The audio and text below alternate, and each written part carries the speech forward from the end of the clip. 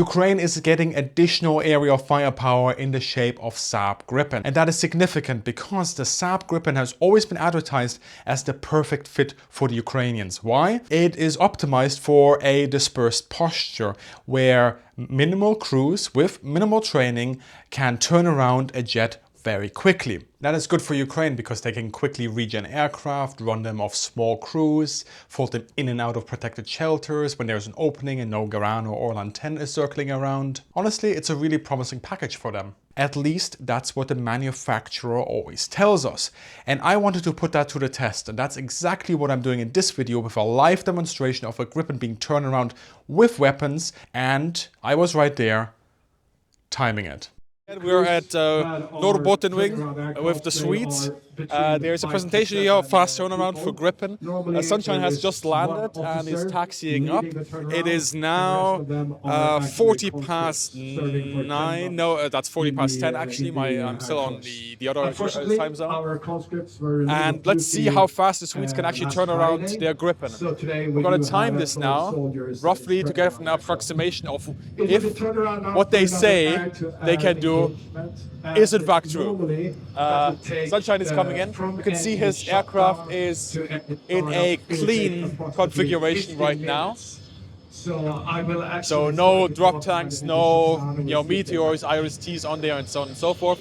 This part of the presentation is part of Rammstein Flag 2026, so a massive exercise here in the Nordics. Also going down into all the way down to the Mediterranean, by the way. There's synthetic exercises running in the center of Europe, and then in Spain there's Rammstein Flag South happening simultaneously here. So the Gripen is coming in. Just make sure you have a good angle. Everybody's trying to film, of course. It's going to be a bit of a shouting match between me and the speakers over there, because obviously there's a presentation for some people of what's going on. So Sunshine has taxied. 1 minute has passed since roughly 1 minute has passed since I made the introduction. You can see the ground crew is getting to the aircraft. Look, it's aviation. There's going to be noise. The audio is not going to be that amazing. We're going to do our best. Canopy is opening. I'm wondering if they're changing the pilots.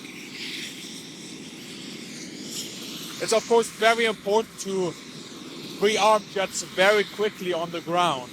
Just turn around those sorties, get the jets off the ground where they are vulnerable, and put them in the air with ammunition, with fuel, and have them deliver tactical effects that you can then synchronize across time and space into an air operation.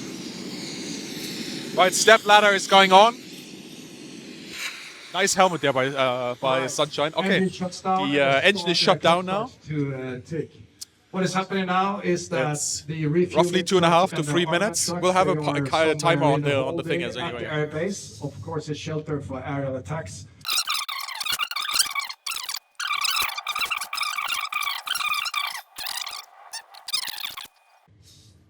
Okay, so Sunshine is coming out now. And you also see the maintainers are now walking around the aircraft and doing all the checks. Walkaround is being conducted, basically checking if the aircraft is fine, it's in good working order, there's no damage or anything, everything is as it should be, no hydraulic leaks. Good stuff, conducting the checks. Sunshine has got out. Is he having a drink? Is he getting back inside? I don't know. We'll find it out together. While the Swedes are squirreling away in the background with their IKEA packaging, let me talk about time. Yes, that's a common feature on my channel, not just in terms of sortie generation, but making sure that aircraft are in the right spot at the right time and that decisions are made ahead of the adversaries in order to maintain an initiative and build up tempo in your air operations. That's a golden thread that has worked itself from the very start of military aviation to now. So it's no surprise that I'm a big fan of time and watches. And to make sure that you're always at the right place at the right time, check out Rec Watches, a company specializing in repurposing material from vintage cars and aircraft into watches. In fact, they have incorporated titanium from a real SR-71, and specifically a very rare bird, a B variant, and it is also the most flown Blackbird in history with close to 4,000 hours. Now, I've been wearing Rec Watches since the RJM04 collection, when a Spitfire piece was incorporated in this very watch, and the watch still shows the time, so that's good.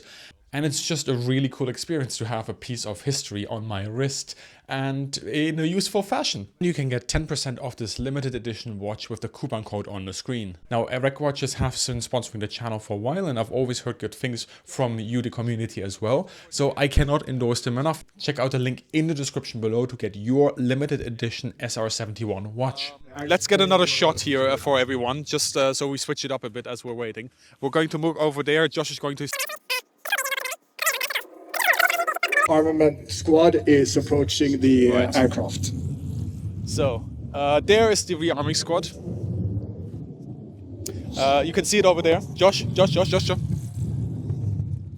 Thank you, Josh. That's the rearming squad and the fuel truck. Okay, so, Josh, let's go all the way on the outside.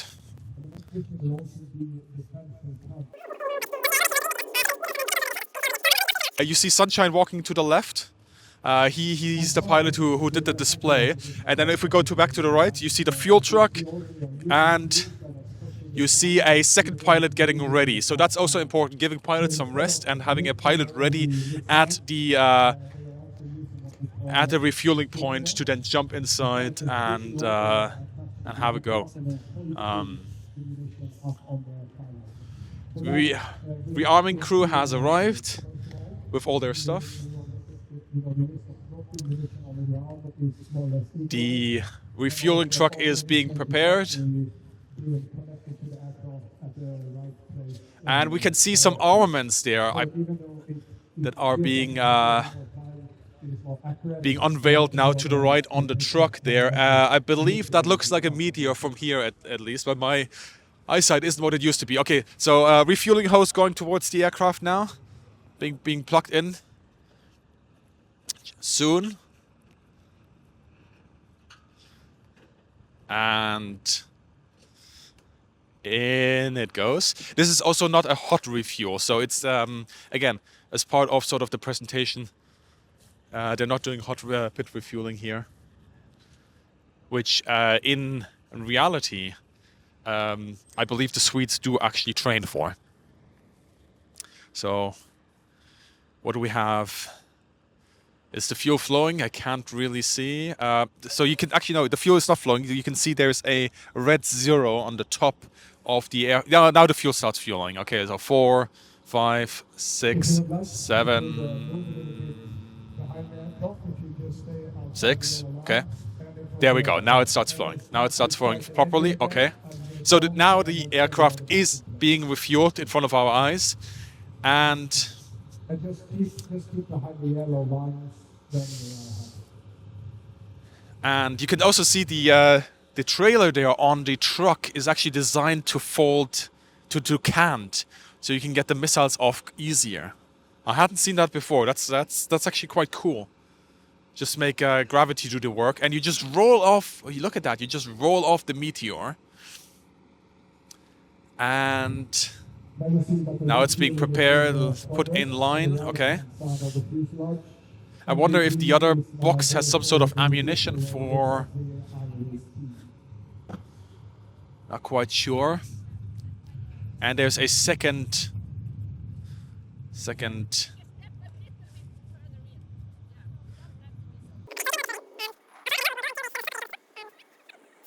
Oh, somebody's on the jet. Okay, cool.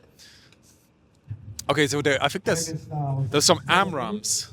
Yeah, there's some AIM 120s to the right. So in Swedish designation, I believe those are RB99s, and then the Meteors are RB 101s. The pylons are being prepared. We are now sitting around, I believe, 10 minutes. Oh, we can go to the yellow line. Beautiful, beautiful. So just follow me up until the yellow line. There we go. And Josh, let's switch it up again. I'm on the film again. I'm sure you're glad to see me again instead of the jet. No, the jet is the important thing. Yeah, I know. Okay, so the ground crew, that is 1, 2, 3, 4, 5, 6 people, plus the pilot who's waiting. I didn't keep an eye on the fuel. Silly me. Maybe we have it on the recording. but the fueling has been conducted. So the fueling, we'll have that in the recording. I would say it was less than 2 minutes. Pi mal Daumen, as we say in Germany. Rough approximation of what I'm... And the fuel truck is off. The fuel truck is off. Okay, good. It may now go off to refuel another jet or just go to a safe location. So that's done. And now the AIM-120s are going to be positioned on the aircraft. Okay, cool. So they're going to be just rolled under the pylon. And I wonder if we are now going to see the fish hook being employed, or if they were just going to do this with with muscles. No, I do see the fish hook. I do see the fish hook. Yep, there we go. We've previously used, made a previous video demonstrating just what the fish hook is, but it's a device that the Swedes use, and it basically allows a single person to lift munitions, most of munitions that a Gripen can carry, onto the pylons. Setup is typically conducted still by 2 people, but as you can see, the hook just goes around, is put into the pylon, and now somebody, and this is why it's called a fish hook, just, well, fish hooks it up, just like you would catch your salmon in the Arctic Sea. In the Gripen is a in the rear, there's somebody just stabilizing it, 27mm round. just making sure that it goes up nice and smooth, doesn't fall down. And you can see actually that it goes fairly quickly. Yeah, and the connection is made. All right, quick check. Loosen the fish hook. And it seems to hold. So the first Armament is now in place. Nice. Fire extinguisher making another appearance. Good stuff. Hoist the missile up on one of the pylons. Okay, very nice. Very nice. The next AMRAAM that's being hoisted up, I'm going to time them. Okay? We'll see how long this takes them. Or how short this takes them is perhaps a better phrasing there. Okay. Move AMRAAM to the next position. That's going to be the outboard of the port wing. Oh, sorry, the inboard of the port wing. And okay, so they've put the AMRAAM in position. Fish hook comes. Let's start timing it So the second one is on the left now. right now, and now you see the green tool that Okay, so they're preparing. on the ground is that spinning rod that I was talking about. So Roughly they put 10 the rod seconds. into the aircraft and then hoist the Fish missile hook up is on the being pylon. put in position. Cable is looped around the AMRAAM. And we're roughly 30 seconds in now, and they're starting to hoist it up. All right. And up it goes, up it goes, up it goes, up it goes. Very cool to see this in action. Very cool. Connection is made. That's less than a minute that the AMRAAM gets into position, and the connection is made. Is it going to be done within the 60 seconds? Yep. Okay, it was done within 60 seconds. Impressive. Impressive stuff there from the Swedish Air Force.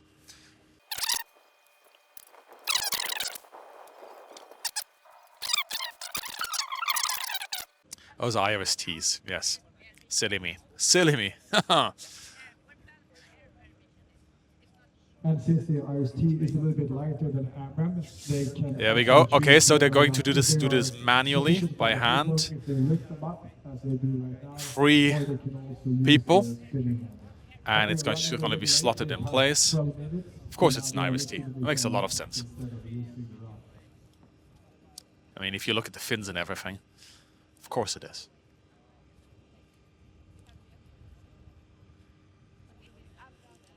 Okay, so that was very quick. I didn't even time them there, but that was very quick. Let's see how quick they do it on the the other thing, on the other wingtip.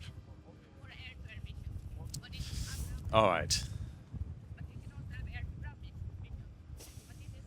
What you do not see right now is, of course, fuel tanks on the wings. So those aren't on, but with the internal fuel load, the aircraft does have the ability to now go off, fire its AMRAAMs if it has to, and go back, rearm, refuel. All right, so are we timing it? Let's see. I want to see how long it takes them to put up. So I'm going to start them timing them now. Okay. So that's 5 seconds. That is 10 seconds. And this is 15 seconds.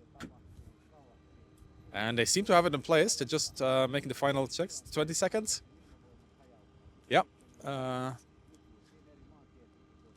And yeah, they're done. Yeah, that's basically 30 seconds. 30-ish seconds they need for that. Very impressive. So, AMRAAM plus 2 IRIS-Ts basically takes them 3 to 4 minutes. Nice. Nice. Good to see. Good to see.